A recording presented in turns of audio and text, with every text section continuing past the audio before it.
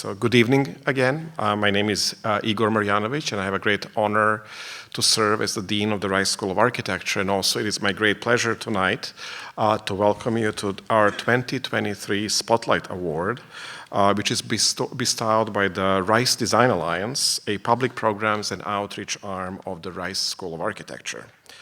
This is also the first lecture of our Spring 2023 lecture series, and we are really delighted that the lecture takes place here off campus tonight at Match, which is reflecting our desire to be active agents and participants in the lives of our Houston communities.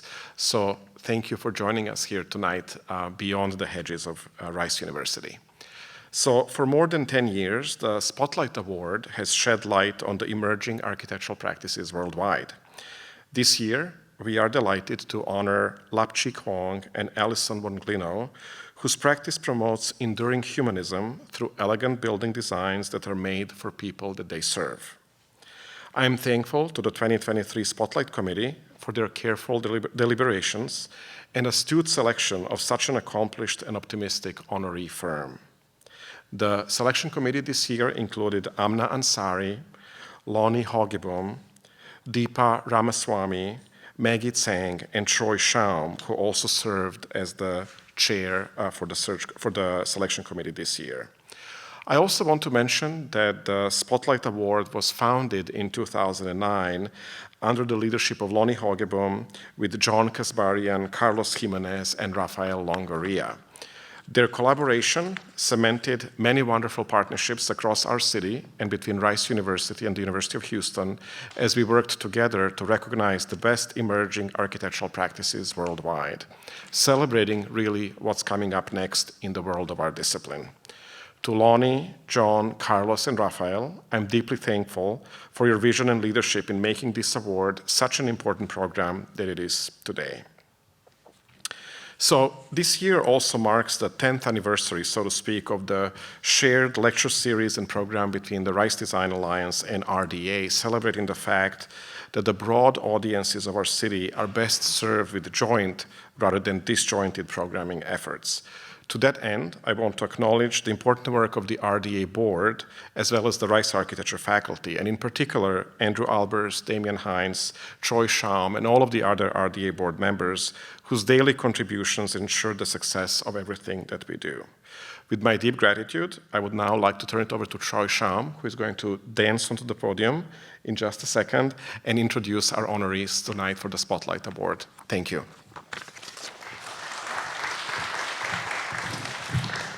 Thank you, Igor.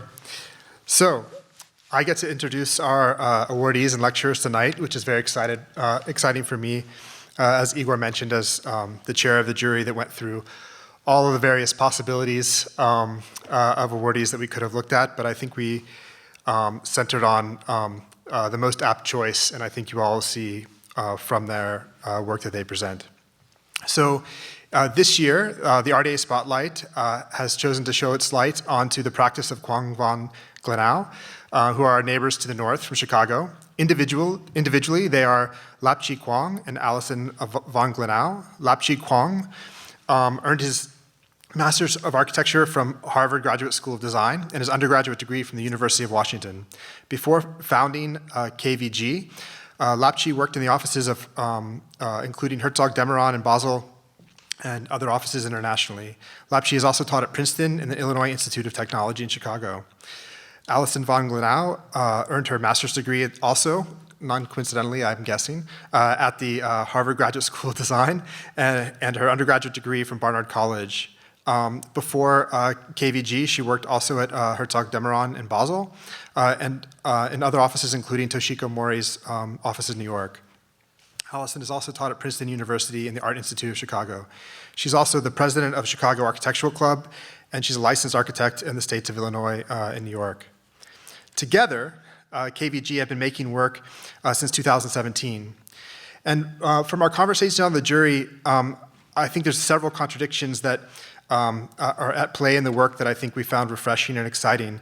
The work has managed to be playful without seeming frivolous, exacting without becoming obsessive, innovative without veering into the flashy, and smart while staying accessible.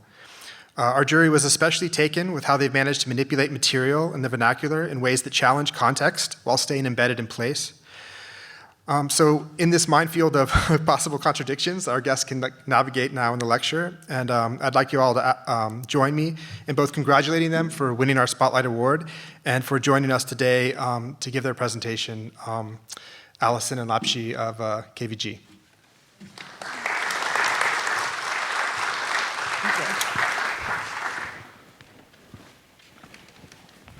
Hi, good evening, everyone. Thank you so much for coming to allow us to share the work. Thank you, Igor and Troy, to inviting us over to RISE to give this lecture. Thank you for the RISE Design Alliance to select us to be this year recipient. We are very humble and honored to receive this award.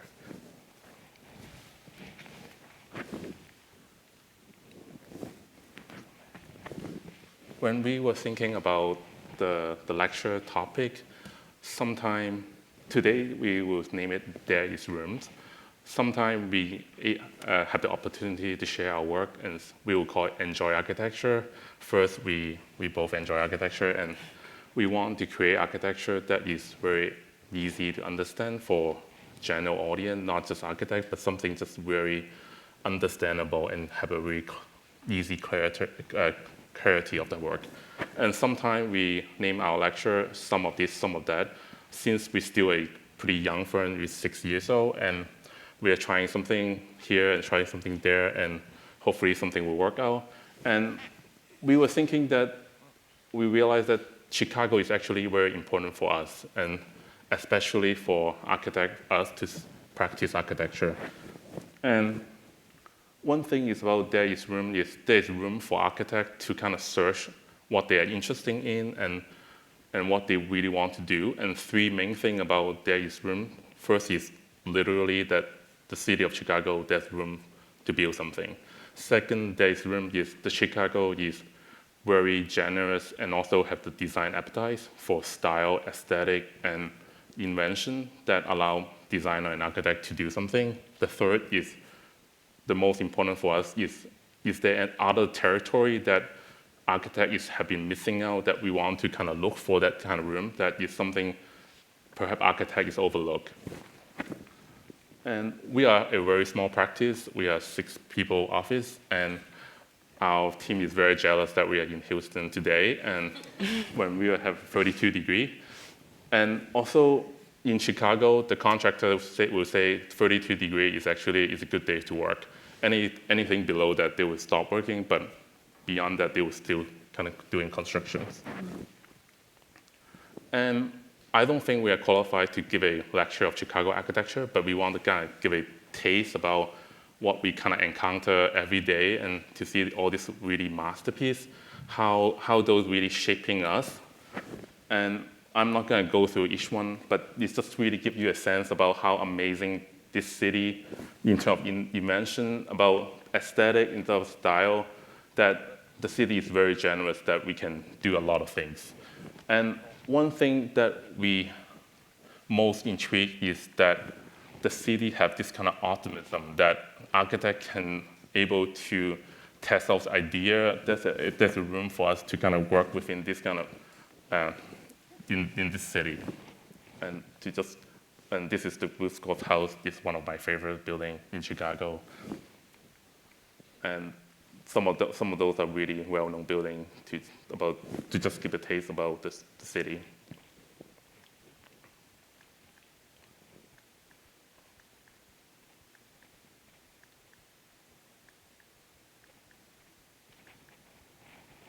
So for here, we just kind of try to show an overall highlight about what we have been doing for the last 6 years. The red dot is competition. The brown dot is self-initiated project. The blue dot is commission-based project. And as you can see, the first 2 years mostly is competition project. And we start to do a little bit more about self-initiated project to commission. And now we are very grateful that we have a couple clients that we can able to work with to kind of test out some of our ideas. But one thing is we find out, to looking back, the 6 year, the competition is really important for us. Even though Allison and I went to the same school, went to the same practice, but we never worked together. We don't know how much we're going to fight, how much we're able to work together.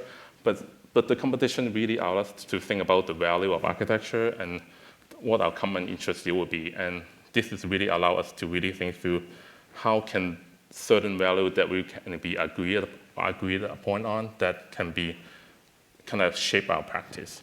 And the second thing about competition for us is we kind of have a saying that we only want to do competition only 7 days for those idea competition. And that allows us to be really clearly communicate idea to each other and to our team. And also, how can we be precisely to think about a direction to go? And that is very important for us to kind of continue to shape our practice. And for the self-initiated project, we realized that competition usually is an open call, that usually there's a topic from the competition organizer, and you will kind of responding to those kind of response. But we see the self-initiated project can allow us to be a little bit more focused about what we really care about those topics in the particular city in Chicago, and allow us really to shape through kind of our self kind of research to hopefully those kind of build on for the commission projects. So we're going to talk through 10 projects this evening, and we're going to start out with 2 of our competitions that we started with when we began our practice. They're both housing projects. This first one is tabletop apartments. This was responding to a competition brief looking at housing in New York City across multiple lot sizes, something as big as a city block as something like this, down to a really small typical standard lot, or even smaller than standard lot. And for us, we wanted to approach this project to find the room and the space to find a new language and way of language to identify community within a multifamily unit building. And so this project, again, was important for us to quickly communicate an idea to a broad audience within this 7-day challenge. And so we wanted to find something that was really relatable and unitized to begin with. And so we began by thinking about tabletops and how these could represent individual units in a building. So we started working with this tabletop as the unit itself that could aggregate across sites to be something quite large, or also be something a bit smaller. So this is a video if you're able to play this one. Yep. So you can see it can be a quite expansive project from a small module, but it creates many different variations within this one type, or these 3 individual types.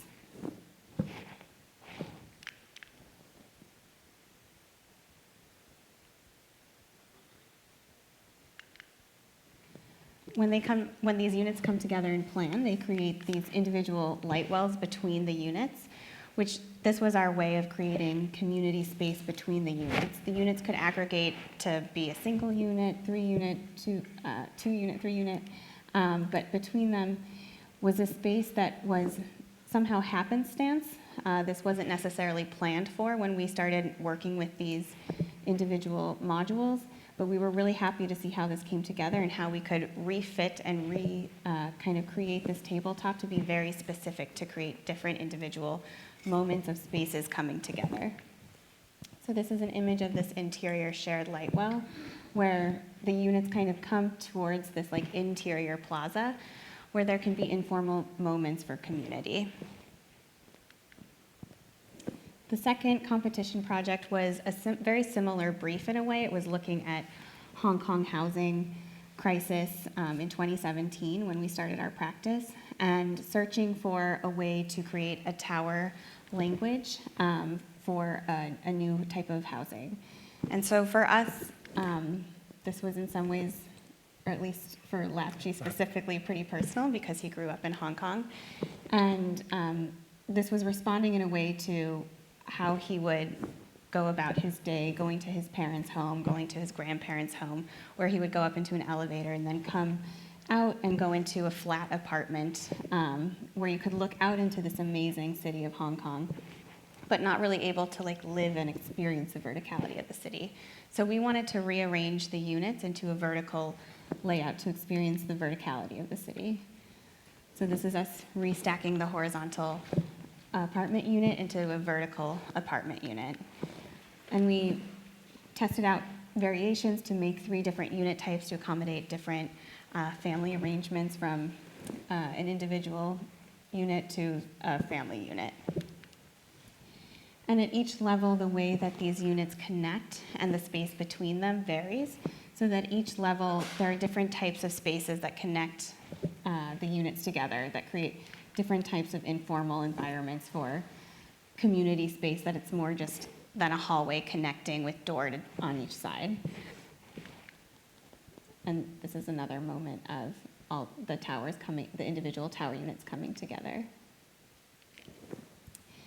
And so after doing these competitions, we wanted to self-initiate a research, particularly in the area that we came back to in Chicago, which was actually a suburb outside of Chicago where we spent our first year when we started our practice, a northern suburb. And we were really struck by this environment that we were suddenly in that was very different from this more kind of urban city of Basel.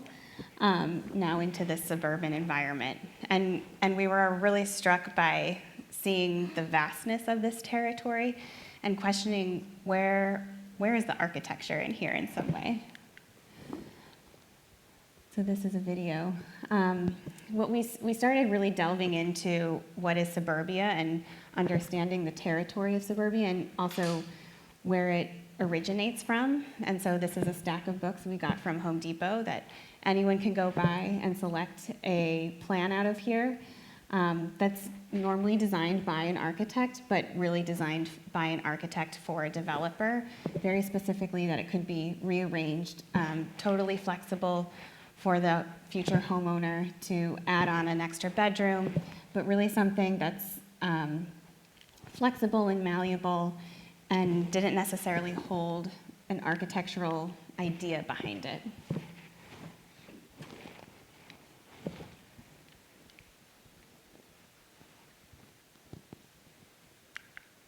So we started analyzing 100 of these plans, and all of these different colors represent a different program of the home, from bedrooms to garage to kitchen, living, dining, bathrooms. And as we kind of flip through these, you can see that there's hardly a way to see that there's an organizational pattern to this other than clustering of rooms and addition of rooms. So we were really interested in how could architecture perhaps intervene and make a space in this territory that's really not a space where architecture is currently existing. So we proposed to make an exhibition at the Swiss Architecture Museum in Basel, and they gladly accepted this for a joint group exhibition called Under the Radar there. So we brought over 3 large models at half scale of suburban homes and created a research wall behind it, explaining kind of the different areas of suburbia and ways of smuggling architecture. I should say that's the name of this project. And so this is the installation with the 3 suburban homes lined up as if they were on a suburban street. And this is a video, it will be a video, of us bringing over the installation to Basel. We brought it over in 7 suitcases as a kit of parts that we essentially smuggled this into the country and assembled this on site at the museum.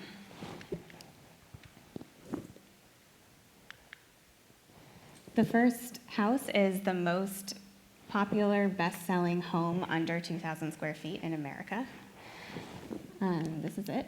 And it's really popular for a reason. It's got a really strong logic behind the arrangement of programs. The garage is at the front. The kitchen is directly off of the garage. The master bedroom is on the opposite end of the kids' bedrooms. And then in the middle of this area is the kitchen, living, and dining. And we thought this was a very strong arrangement of program, but still this wasn't creating an architectural order, a spatial understanding of this space that we thought could bring something more to this building plan. So we proposed a minor intervention to create an enfilade through this suburban home plan. Just clicking between them, it's a very minor rearrangement of the program, or not even rearrangement, but cutting through the program. And so we created these large-scale models to show this intervention. And our idea behind this idea of smuggling architecture is not that it necessarily needs to be over the top and in your face and say this is architecture now, but it can be more subtle and it can work with the existing style, the existing aesthetic of the home. So for instance, you'll notice crown molding everywhere. And maybe sometimes these images of the model look extremely familiar and not so different than what you would expect. And then sometimes you might find some interesting moments of where the enfilade cuts through that creates a new type of space within the home. This is the second home that we made an intervention into. This is a home that's 3,000 square feet and under. And for this home, we saw that this layout was quite interesting and it looked like it was about 4 living quadrants, and we wanted to work with the existing plan of the home. So we decided to reference the Miller House by Saarinen as a way to organize 4 quadrants of the home. And so we rearranged this, and our idea behind doing this was a way to actually bring a more modern concept to the suburban home that's traditionally thought of as a nuclear home for 2 parents and 2 kids, perhaps. But this could actually allow for different living arrangements where each family or couple or individual could have their own compartment within the home and maybe expand what suburban single-family home living could be. So this is the plan model. Again, these images are not necessarily trying to stand out with the architecture to show that something is different, but there can be this sense of maybe you're seeing the corners or something that's maybe a little bit different than what you would expect within a single-family home. And then the last house that we made, we wanted to work with the chamfered corners that was already in this plan. And so we brought into the anteroom into this project as a space to move through before entering another space, to make an architectural spatial gesture out of this plan. And so here you can see this is the front lobby walking through an anteroom into another room, into another room. And there's this progression through the single family home, the suburban home, that's different and unexpected now, and creating a new connection of rooms and spaces that is familiar yet slightly different, and creating a new type of living pattern within the home.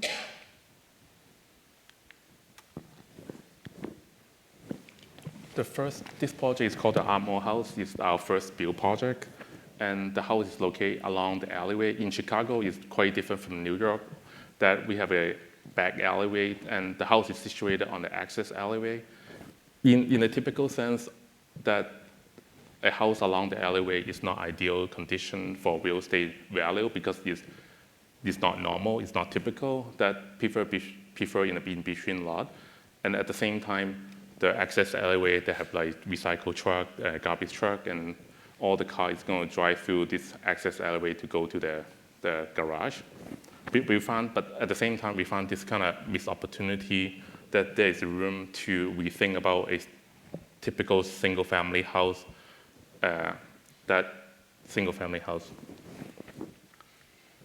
And this is the exterior of the house that, as we can see here, is along the access alleyway. That the first operation we did is, how about we put the living on the second floor to give the maximum privacy? And since not a lot of time that you spend on the living, on a bedroom, that we kind of put on the level 1 with the interior courtyard that kind of pushing against away from the alleyway. And the idea of the flip that allow to think about the corridor that we have been trying to respond on the earlier competition about circulation, that we see the circulation no longer need to be just for going from A to B, but the circulation allowed to have different activity to kind of occupy in the space. The plan here on the level 1 is once you arrive to the house, this is the entrance vestibule to this kind of interior courtyard. to go upstairs to the second level, and all the bedroom is pushing away from the alleyway. And since we have this interior courtyard to allow this double height space connecting level 1 to level 2.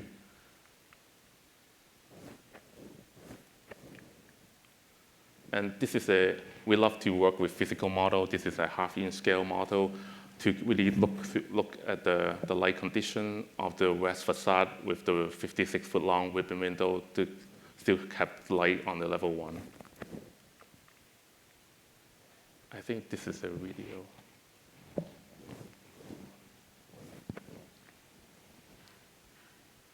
On the level 1, when we think about the interior courtyard, we hope that it's a little bit more than a hallway, a 3-foot hallway. The widest part is 6 foot wide that allow people can have coffee and can read on here. This is the reading nook. And the first bedroom, this is the front entrance. And going back the other way, this is the second bedroom. And this is the opening going to level 2.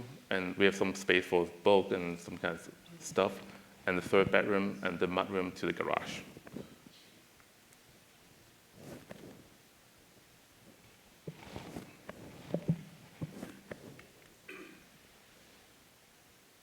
I think this is another video.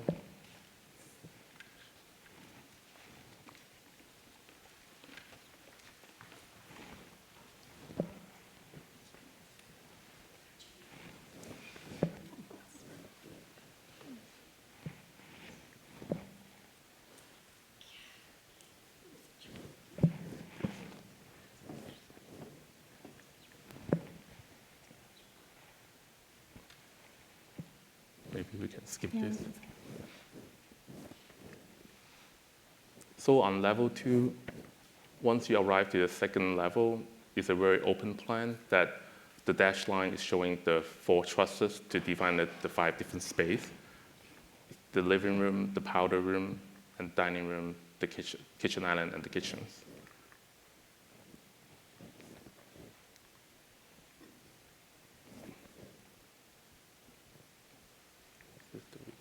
Yeah. So we can see the level 2 video here.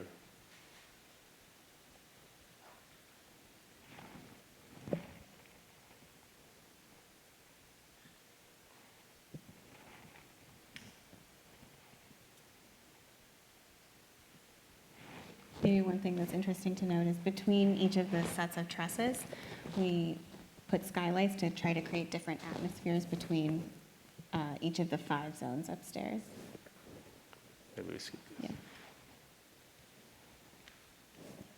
Oh, great. Maybe the video, sure. So here, as Allison was talking about, the truss is framing the 5 different spaces, and between each truss, they have a skylight to create a more designated area for the kitchen island, and also this is the powder room for the box with a glass ceiling on top that have a natural light coming down to those spaces.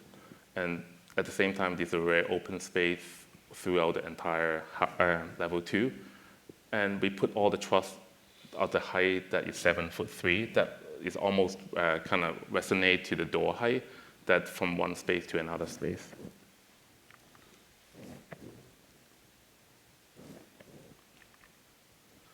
Here is some of the other model shot is showing from the kitchen space to the living room space with the skylight between the truss. And one thing is very important for us when we were thinking first doing the first build project and were thinking using a wood construction. And we were thinking, can we start to think about some of the techniques that have been invented in Chicago? Is the Chicago balloon frame. Typically, on a typical framing, you frame 1 floor and then the wood stud, another floor, and then wood stud. But the Chicago balloon frame allowed for the stud wall can be continuous from level 1 to level 2 without the disruption for the floor. And as you can see here, from the west facade, we use the Chicago balloon frame, but on the other 3 sides, we just use the typical Chicago framings. And this is doing the construction. On the left side is the Chicago balloon frame. And initially, we were kind of concerned about how do we build this curved wall. We were thinking with using metal stud to allow more malleable to create the curve, but the framer decided to kind of shim out little bit by little bit to create this very general curve. And this is the view looking up to the ceiling of the roof. When we finished framing the house, and the contractor was quite nervous to take down the diagonal bracing, they were thinking that maybe it's not enough structure, and the general contractor called us up and saying, like, you need the structural engineer to come over in order to sign off, in order for me to take off all this kind of diagonal bracing. And obviously, the structural engineer come to sign off for it. Initially, when we were thinking about the house, we found this opportunity on the alleyway that usually in a standard lot, the front facade is about 25 foot wide, and then with a 3-foot setback on each side, so it's only have 19 feet of kind of facade to work with. But we found that it's really interesting for us to work with an access alleyway. This becomes the main facade for us. It's a 56-foot long facade. And as an architect, obviously, we love to use black. And the first try, obviously, go for black. And we use kind of metal called the box beam to kind of use the roof deck material. And one day, we were thinking that, when we were driving home for dinner, and we were thinking the scale of the house is pretty large on the access alleyway, and the monolithic black maybe is a little bit too big for the access alleyway. And while we were driving home from dinner, we saw my favorite car, the Range Rover, that architect cannot afford. And at that time, I think it's 2018, they just start to come out with this dual tone color, the black on top and the gray on the bottom. And we say, let's try this let's try this out. And we photoshopped that evening to say, let's do the black on top and gray on the bottom. And I got so excited about this kind of idea, the Range Rover, to the facade. And I sent this Photoshop image to my brother with the Range Rover image. And the next day, he sent back to me the Rothko painting. And he told me it's very interesting that he's a computer engineer. And he said, don't ever say that in the lecture jokingly. And I sent a Range Rover reference, as an architect sent a Range Rover reference to an engineer sending an artistic reference back to me. So this is the outcome, that the black on top, the gray on the bottom. Another reason why besides breaking up the scale, we want to kind of emphasize the flip of the house, that we want to kind of match the concrete, the wood house kind of stand on the wood at the concrete base, that the bottom half is kind of more the gray tone, and then the top half is the black and the glass. And that's the final outcome with the 56-foot long window to bring a lot of daylight to the level 1 to level 2. And one thing is, before you enter the house, we create this 3-foot cube that we want the people to arrive to have some kind of weather protection, but at the same time to be a little bit compressed, that allow people to be protected. But once you go inside this double height space, to kind of get kind of emotion feeling, to see this compression, to all of a sudden you open up to the house, and to get the invitation to go inside. And here is to show the light from the skylight and the large window, the 6-foot wide, the widest part of the interior courtyard. And once you go up to level 2, the first thing you approach is the really beautiful tree-lined residential street.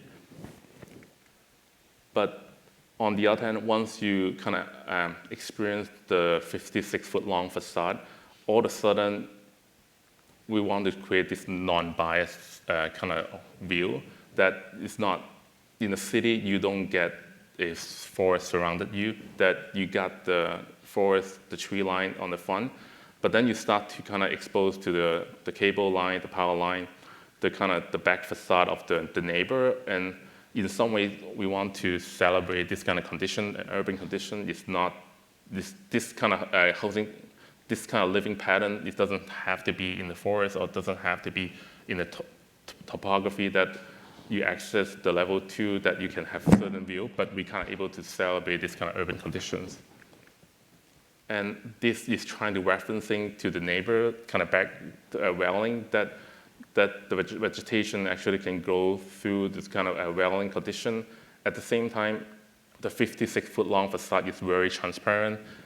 And we want to create this kind of gentle curve. The widest part is 6 foot that allowed the activity to be a little bit away from the glazing.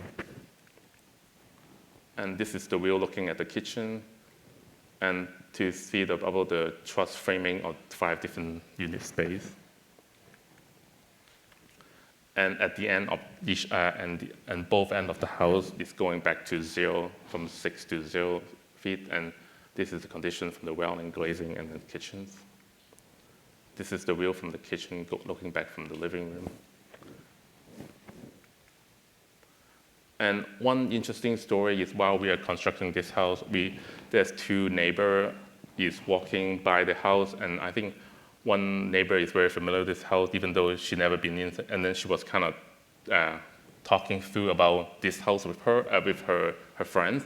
They say, oh, the living room must be, the living room must be upstairs, the bedroom must be downstairs, and how the curve kind of push away to create this kind of privacy to the room. We found it, we're able to kind of create this architecture because it's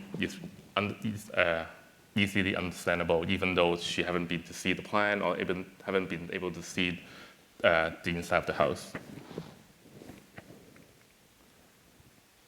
And this is another self-initiated project. We want to see what we learned from the Ardmore house, and we can bring to another topology of the Chicago 3 flat. And we see there's room to kind of work on something that architects have been not focusing on this part. This 3 flat is usually kind of developed by builder and developer.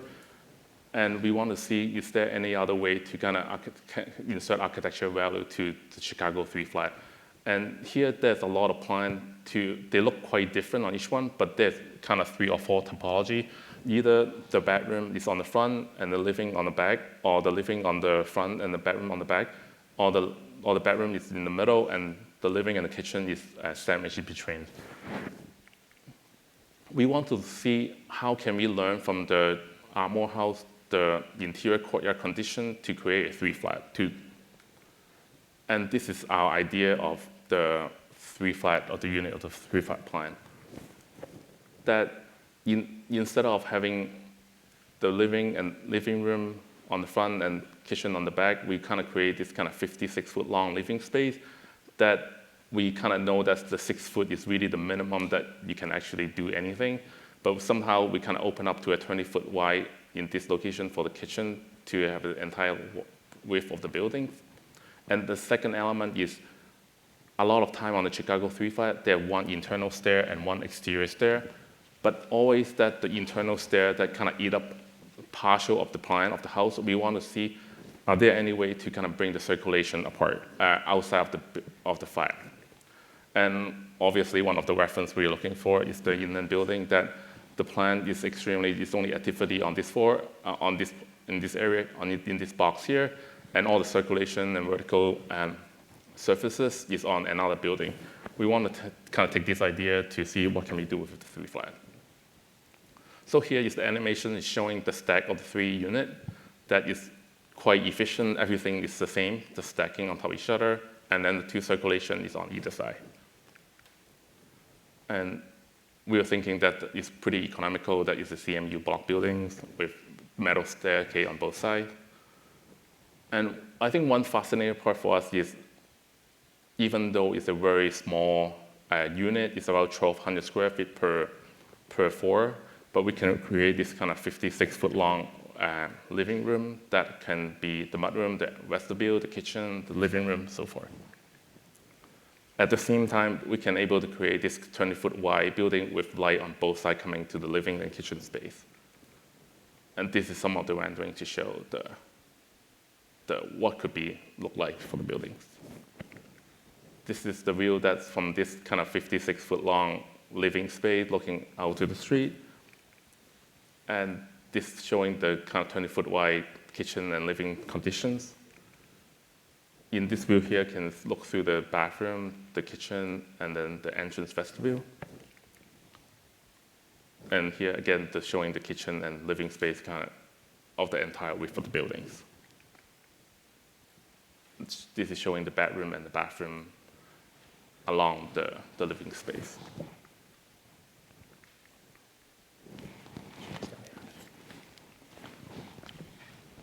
So this next project is actually a really different program from the rest of the projects we'll show you tonight. This is the Swiss consulate in Chicago at the John Hancock Center. So a very professional program that we were tasked with.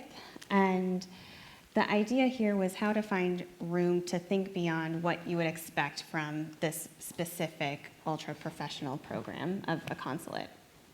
And we were really excited to work with Swiss architecture firm HHF on this project as a collaboration. And when we started this project, we had to have the conversation, how are we going to work on this together? And so we came up with this idea to actually look to a third architect, Otto Kolb, who was an architect who lived in Switzerland in the 1960s and then moved to Chicago in the early 1960s to teach at IIT. And his work was really referencing an organic way of living, a really kind of do-it-yourself type of construction. And we were interested in bringing this kind of low-tech, organic, very domestic type of feeling to the ultra-professional world of a Swiss consulate. So in the plan here, we created a central area that we call the green core, which is really organic, importing a lot of these curves from this architect's references, and around that, surrounding it by the more professional offices. This is a model plan view of the space where the green core is in the center of the unit, surrounded by the offices that are either open or enclosed on either side. When you enter, there's a bright red kiosk that brings you into the Swiss consulate. And on the right-hand side, there's the sluice system that's clad in mirror polished chrome. And we did this as a way to kind of disguise these higher tech aspects of the high security required for a consulate. And then as you move into the depths of the Swiss consulate, we borrowed the same angle of the John Hancock Tower to funnel you in deeper into the unit and also offer selected views out to the western facade. And in the green core here, this is where the three members of the Swiss consulate meet for their morning meetings. And then from there, they can go into this open workstation area that's divided by this green core here. This is the general consul's office that's defined by these large windows that are frosted to allow for privacy.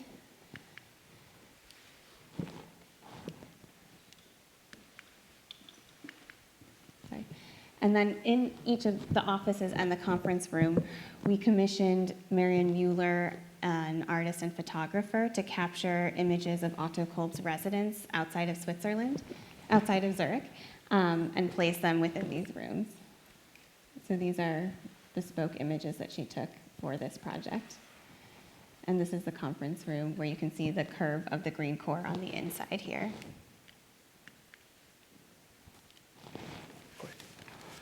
The next project we show you is called the House for an Art Collector. It's a historical renovation with the new addition in a town called Highland Park. It's the northern suburb of Chicago. And the original house is designed by Howard Van Doornshore. It's about 1905. The house is registered for historical preservation. There's a book by for Howard Van Doornshore architect. It's called Inventing the New American House. A lot of people from the North Shore will say he's the most radical of the conservative. And one thing to point out is this house is his own house, and now it's become the Ragdale Foundation. Maybe some of you know about the competition they held every year during the summer. So this is our biggest project in our office. It's about 18,000 square feet, and it's a lot to take on. And when we think about what opportunity as an architect we can do for this house, especially for a historical preservation project, that there's a lot of guidelines and also a lot of historical elements that we have to be preserved. At the same time, the client is very young, and also very appreciative of contemporary living. He and his partner is saying anything is original, want to stay with original, 1905. Anything that is not original because it's more than a century old that have multiple renovation, anything those they want to take it down and to be contemporary. And we kind of come up with that the black element highlighted is to the intervention that we come up to do each spaces that can be fit within to keep the original but also the contemporary of livings. And this is more element that highlighted that we're going to share more on the later slide on the level 2. The first element is the new foyer and the new garage. In the beginning, we were referencing the front entrance, the three historical arch, and we were thinking that using the same geometry that also this arch, extruded arch, is also happening a couple of times inside the house. We thought that it would be relevant to use the same arch but create a new entrance in rolling metal. But with a several rounds to talk with the historical preservation team, they think this is overpowering the existing house. So we kind of, this is the inside space to show the foyer connecting to the garage, the existing cabana, and the existing house. The client really liked the idea of the extruded arch shape. So, but then the historical preservation say no, this is overpowering the space. So we put a box on top of the arch to kind of disguise this arch. But at the same time, we realized that for the rolling metal, it's not as malleable as a wood construction. And wood construction allowed us to kind of deform and make a more purposeful form for the space. And now it's in construction right now, and our contractor is amazing that they're still working in this very harsh weather. Once you arrive to this entrance, there's a little kind of cover space, that cantilever space allowed to, before you access the house. And this is the condition of the overhang. And the second space is the garage. This kind of water space will happen again inside the house. And since this is a house for the art collector, they want the first space, the garage space is already available to kind of hang art and display art. This is the first quadrant of the house. We kind of work, this house is really large, so we kind of work in different kind of as a quadrant.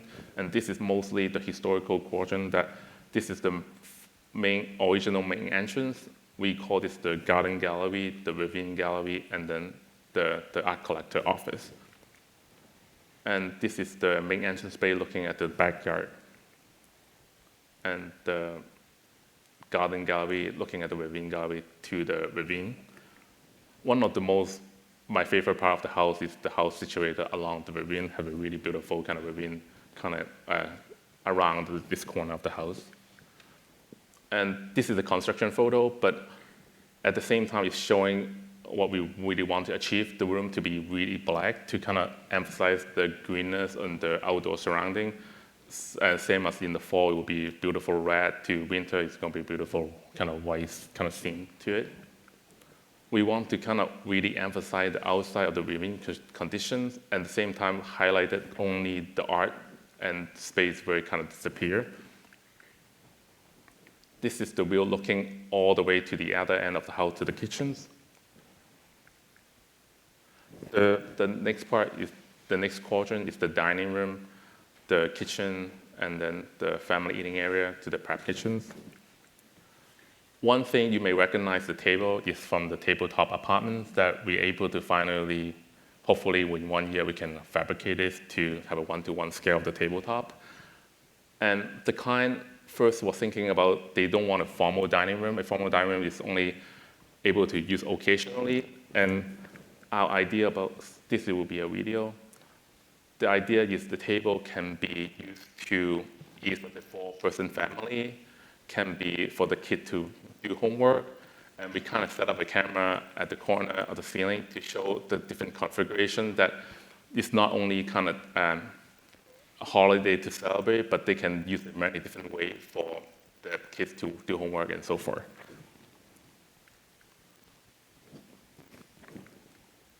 And this is the view from the kitchen, looking all the way back to the ravine gallery to see the ravine. We did some kind of minor alignment to make sure that we can see the complete axis to the entire house from one end to the other end. And this is the current construction photo to show the same kind of axis that we kind of trying to achieve here. And going upstairs, we create this hidden gallery. This will be their family room. And before going to the family room, we create this kind of small hidden gallery to showcase their media art that is kind of with mirror polish. And this is a diagram to show the current condition is the two-room condition right now to create this extra volume to be the hidden gallery. The nice thing about the hidden gallery kind of with mirror polish is this is a reflective surface looking on the other side, the owner's suite is a reflection of on what behind us. And this is the progression to going inside the owner's suite. And this extruded art is original, that we kind of remain the same.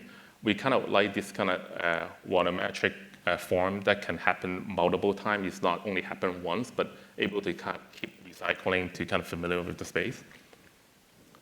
And this is the owner lounge and their bedroom. Used to be the old bedroom is in this big space here, but they kind of want the bedroom to be the smallest room, to be only for sleeping, but they kind of try to rethink about how do they enjoy the other part, not sleeping time, that is like bathing, like a closet area, kind of sitting lounge area, and toilet, so forth. What we did here is used to be a single story room. We kind of open it up to be a double height space and follow the existing roof structure. And this is the model shot to show this double height space, similar to the garage. Here is showing the ceiling that used to be one story. We kind of try to open up this, take out all this wood beam to connecting to the attic. And this is from the attic looking down to the owner's suite. But once we take out all this kind of ceiling joists that we have to somehow reinforce the existing roof, we create this two long beam to kind of support the existing roof. And this is the view looking at the extruded arch back to the hidden gallery. And we create the multiple volume to kind of situate it in this owner lawn to have different kind of activity. This is the shower room. This is the owner closet. And this is the owner toilet room. And this is just another couple current construction photos. And hopefully, maybe the late fall, we can start finishing up these projects. So we're really lucky. This is another project with the same client who's an art collector. And this is for their weekend home that's in the city of Chicago. And down here is the United Center where the Bulls play. So this is where they'll sometimes go and watch a game and then head back to their weekend home and have some pizza.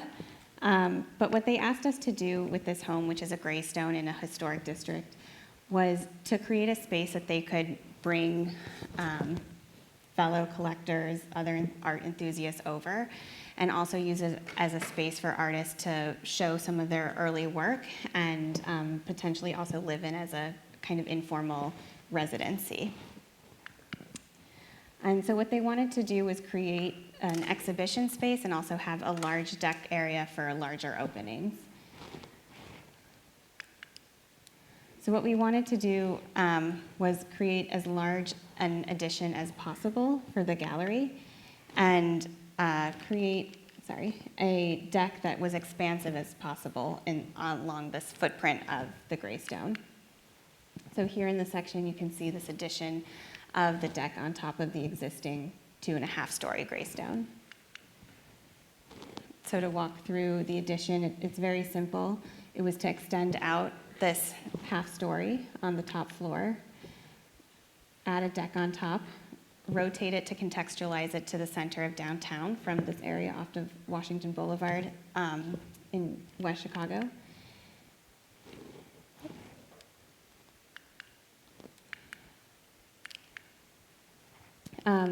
Add supporting walls that could work to allow for display of their art as flexibly as possible. It was very important for us to create as much wall space as possible for potentially wall hanging art, or also create an enclosed space for any sculptural objects that could be within the floor plan. And then here's the added deck, and then the shed roof with the stair covering. This is an image of the model. Starting at ground floor, this is a rental unit on the first floor, and then the top 2 levels are a combined unit for the owner. But the idea was that for both the owner and the rental unit, they would enter a black box when they got into the foyer, almost as if they were entering an art crate. So all of the wood here will be stained black, and there will be a black floor here as well. On the second floor, the existing second floor of the home, it's very domestic in its feeling and atmosphere, and we wanted to try to create more of an institutional feeling. So we decided to stain the floor a very dark green to kind of try to give a sense of an institutional space here in what's really a very domestic looking space. So we've created an open, kind of flexible gallery space here to show some art. And then up top is where there's the owner's suite or the residency area for an artist, as well as a library, and then the more formal gallery space. So this is the library looking towards the formal gallery space and a small balcony that's separated by an angled wall. And then into the gallery space here that looks out into Chicago, but also has plenty of wall space for their art. And then this is the very slender stair heading up to the rooftop deck. And here, the angled deck that is angled towards the center of downtown.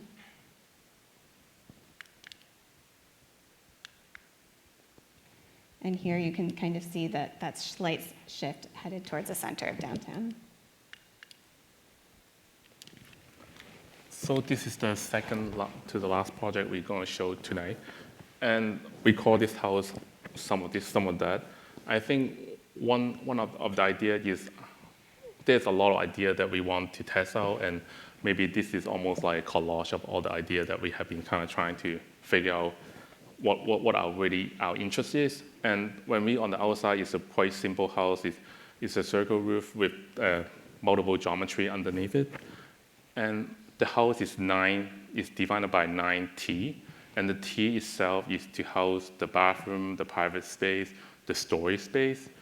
And it's organized by the 9-6 square grid.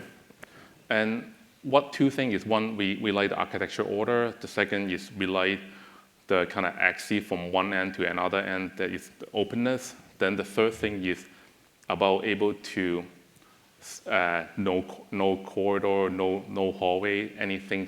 All the space can have some kind of activity, can house within.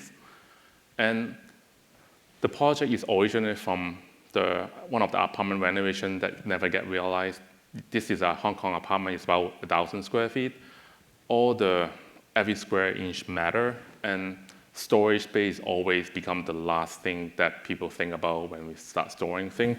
So the current condition is all the storage is very kind of all over the place. We were trying to create, why not trying to see the storage become the organizing element of the house, of the bedrooms and the living space, and also able to store all their belongings. But this project unfortunately never got developed, but we still like the idea of the T. And so this is a model shot of the T organizing the house. And we first tried this idea, I think it's 4.5 years ago, on a housing competition that we got shortlisted, but we didn't make it to the second round, that we cut it with metal. And then we tried again that on a second competition in a different climate, we cut it with ram earth, and we got shortlisted, but we didn't win again. And finally, we tried it one last time so far, and is for our friends in New York that they were looking for land for upstate New York that they haven't found a piece of land yet, but we already start saying, we have a scheme for you. You're willing to look at this? And we created this with CMU block, and we showed them that, and they're very excited. They're still kind of looking for land right now. So the project is on hold, but we're using the scheme the third time. Hopefully this will work out eventually. But the idea, there's a lot, to going back, there's a lot of idea here that we're really interested. The slanted roof that cover all those kind of geometry. Once on the entrance, the CMU block kind of framing the entrance. And on the outdoor, it's covered by this kind of large circle roof. And the T, when you look at the plan, it looks really messy. It's not really organized. But once you are in the space, you realize that the axis is extremely open that allow you to see from one end to another end. This is the entrance vestibule progressing to the kitchen area, to the outdoor space. And on the right side is the living rooms. And this is the living space. In the center, it's quite dark of the circle that we create more skylight on either side of the kitchens. And this is another kitchen view that looking at the bedrooms. From the bedroom, you can look all the way from the kitchen to the other side of the house. And this is another outdoor space from the bedrooms. And last, this is just an image to show the surrounding that hopefully can achieve. So the last project we'll show, we call Chicago, Chicago. And this is working with the 3-flat again. And we're really excited to have the opportunity to actually design and develop a 3-flat beyond just the research that we had shown previously. And so this is a GIF showing all the different variations. I think this is about 100 3-flats snips that we took from Zillow. And there's really a lot of variation, but also there's a clarity to the makeup and composition of the 3-flat. And so we wanted to use this as kind of understanding of the history of the 3-flat and how it's displayed throughout the city. So the site for our 3-flat is actually sandwiched between two other 3-flats. On the left, a historic 3-flat, and on the right, a 3-flat that I think was completed about 6 or 7 years ago. And you can see on the left, there's a clear history to the kind of ornamentation on here. And on the right-hand side, there's maybe some mimicking of that or some referencing to that historicism. And what we wanted to do with our interpretation of the 3-flat was really define the elements of the 3-flat. And so for each level, for each of the units, we push back 1 foot and trying to emphasize really the most elemental makeup of the 3-flat, that it's 3 flats stacked. This is a GIF showing the stepping back here. The first thing we did was create a interior corridor that we call the interior street that connects front and back.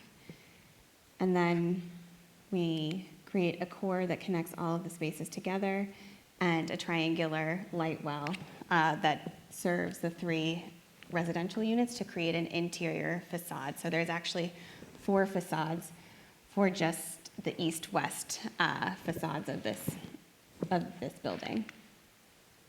This is a look at the front elevation again to show the stepping back, and then the interior light well for the 3 units above. This is an image looking from the back alleyway side of the 3 units and the triangular cut-in, as well as a skylight that will bring light down to the commercial level on the ground floor.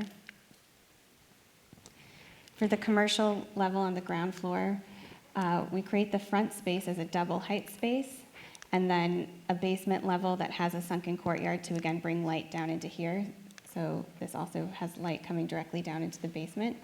And then a flexible commercial space can be on this first level. And then 3 units above.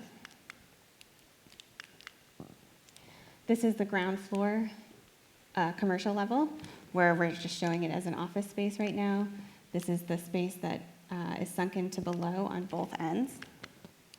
And this is a view of that interior street so that it connects the front and back, which is quite rare, but it could easily allow workers to bring their bikes to the back for this commercial space. Then this is the basement level. That's a full floor plate here with the sunken courtyard where light can come in from the front here. We just outfitted this as an exhibition space with some of our previous models.